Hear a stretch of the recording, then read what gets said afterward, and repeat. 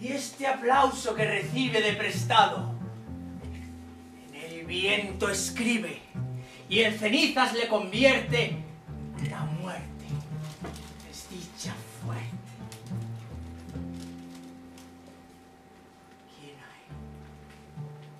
¿Quién hay que intente reinar, viendo que ha de despertar en el sueño de la muerte?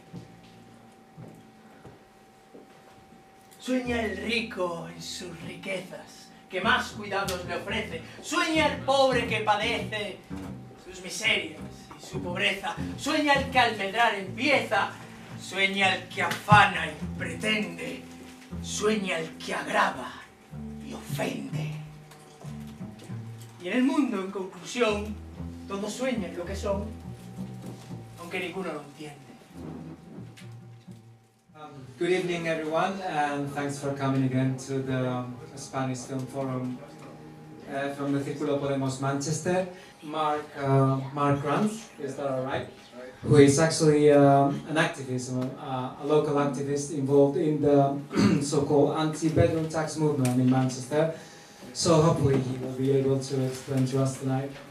To Spanish people will be sort of something similar to what the Plataforma de Afectados por la Hipoteca is doing, or Stop Desahucios in Spain.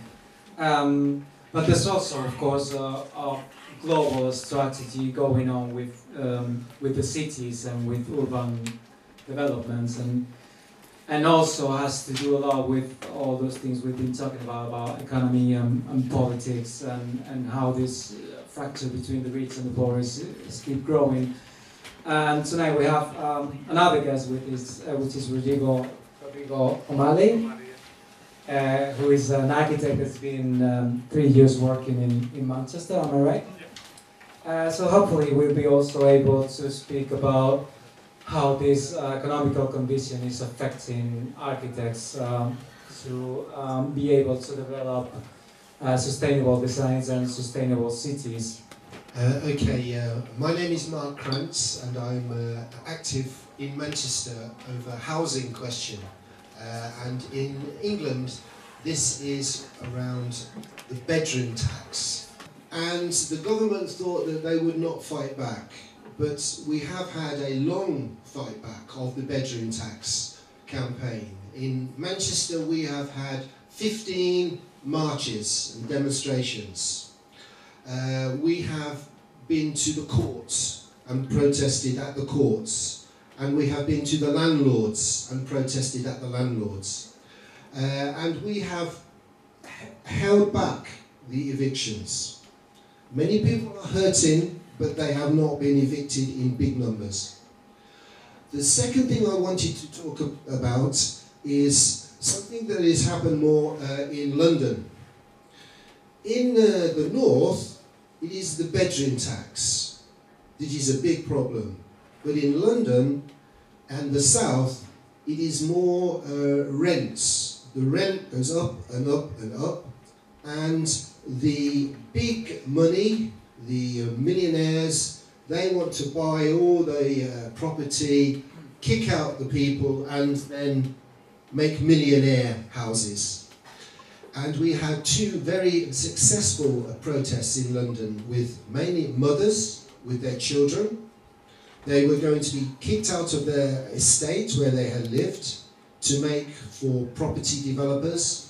And they had big protest and a march, and they said that they would not move, and they have won their campaign, and they have been told you can stay. So I'll just end just by pointing out our poster here. No evictions, axe the bedroom tax. Only someone who is a Tory in England could think of a bedroom tax. You pay more money for extra bedrooms. Build more houses. But the main thing, when we say homes for all, the people in the film, where they lived, it was not a good place, but it was their home. And we say that everyone has a right to a home, not a mansion, not a second house, but a home. And I think that is the sort of nicer homes that we could have in cities is maybe what you will talk about. But we do know that in Spain you have big protests to stop eviction. Our struggle here is the same sort of struggle. Your struggle and our struggle are one fight. For 8 months now, but it looks as there's more shopping and retail development than you could expect from other kind of strategies, such as refurbishment or urban developments and so on. Mm-hmm. Well, I suppose, and again, it's a generalized process that has happened all over the world, and that really kind of one of the economic drivers of cities is retail. It in itself doesn't have to be bad.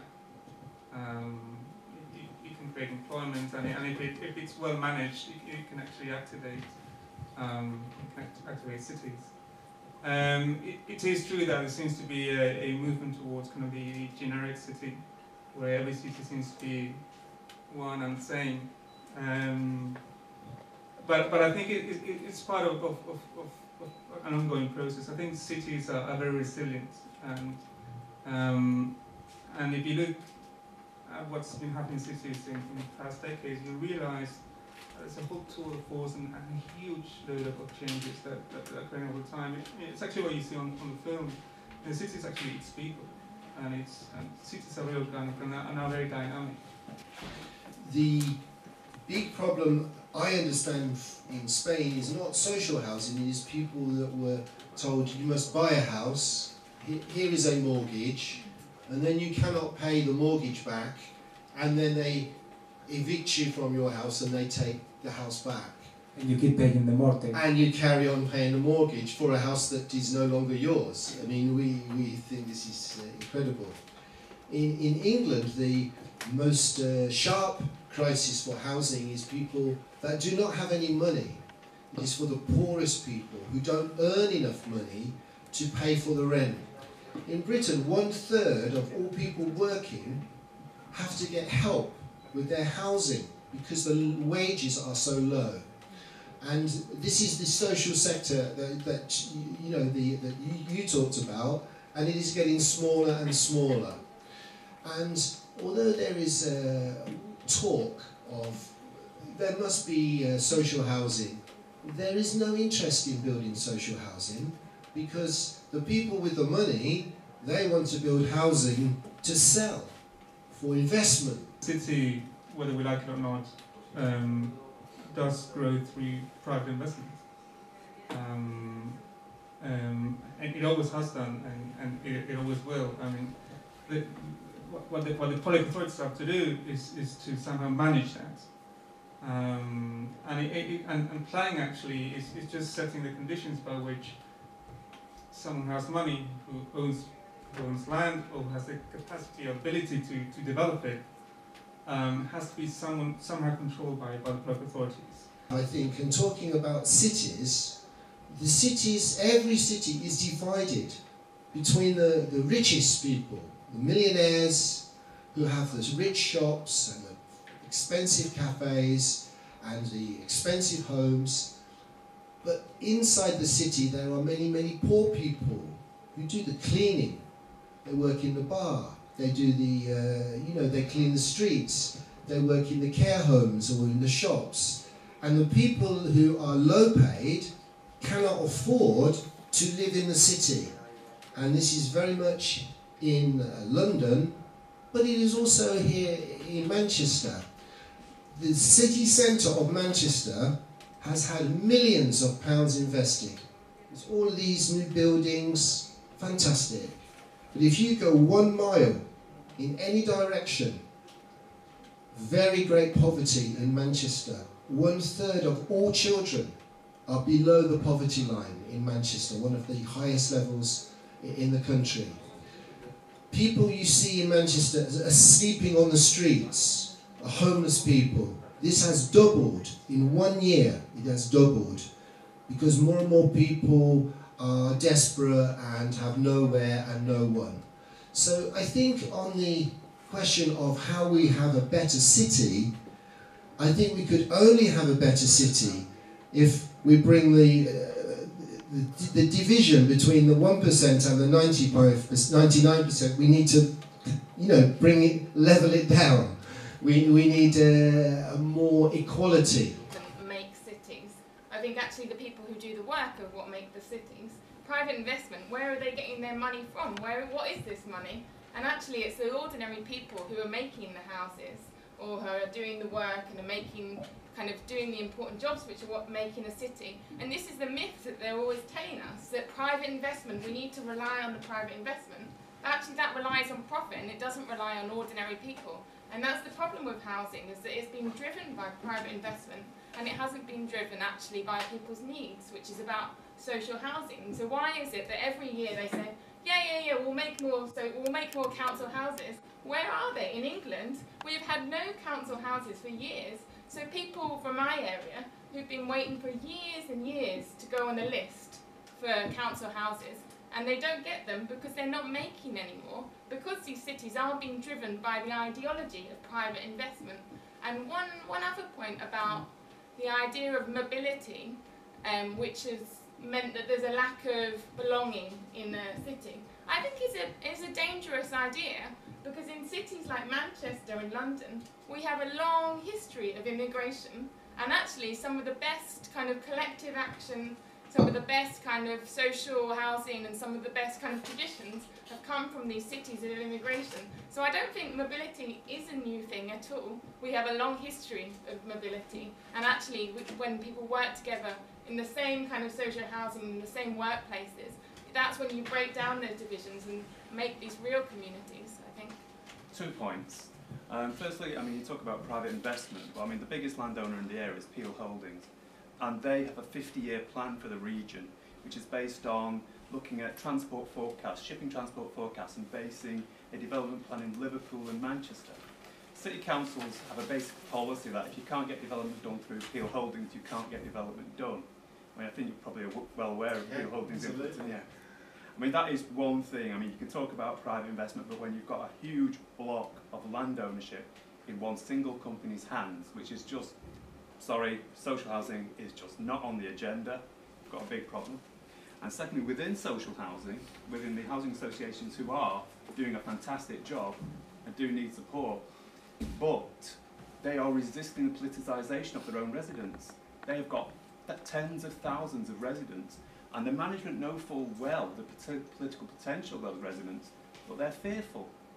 They are fearful, even though their workers have taken on the load of social work and are actually directly helping their residents survive. And we're talking about helping with mental health problems and poverty and illness and education problems, which are all being left on housing association officers.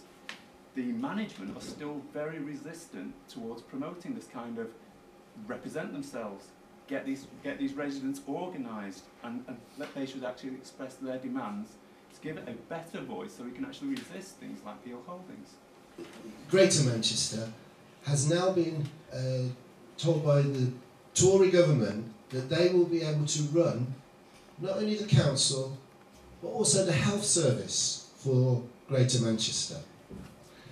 But we have in the council, there has been over 2,000 jobs cut. There has been millions of pounds cut. I think it's nearly £200 million cut from Manchester. So the council has less and less money, but the health service also the same, cuts and less money.